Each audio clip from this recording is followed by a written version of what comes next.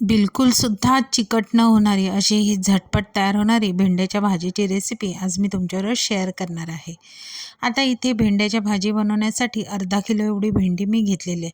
स्वच्छ धुवून स्वच्छ भेंडी अगदी कोरडी पुसून घ्यायची. भेंडीला जराही पाणी राहता कामा नये.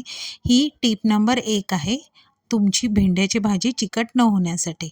आता मीडियम फ्लेमवर मी 1 चमचा तेल घालून सगळी जी भेंडी आहे ती सतत छान अशी परतत राहायची. तुम्ही बघू शकता इथे भेंडी जरासुद्धा चिकट झालेली दिसत नाही आहे. भेंडीवर झाकण ठेवायचे नाही, ही दुसरी टीप. झाकण न ठेवल्यामुळे भेंड्याची भाजी जरासुद्धा चिकट होत नाही. आता भेंडी छान परतून झाली की काढून ठेवायची आणि त्याच कढईत मी 2 चमचे एवढं तेल घातलं आहे. त्यामध्ये अर्धा चमचा जिरा आणि 2 लसणाच्या पाकळ्या अगदी ठेचून घातलेल्या आहेत. लसूण छान लाल झाला की त्यामध्ये 1 मीडियम साईजचा कांदा गुलाबीसर होईपर्यंत आपल्याला परतून घ्यायचा आहे.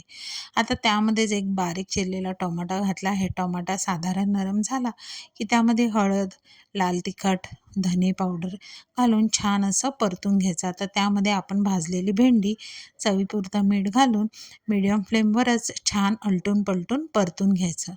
तुम्ही बघू शकता अगदी बिलकुल चिकट न झालेली भेंड्याची भाजी आपली तयार करून झालेली आहे.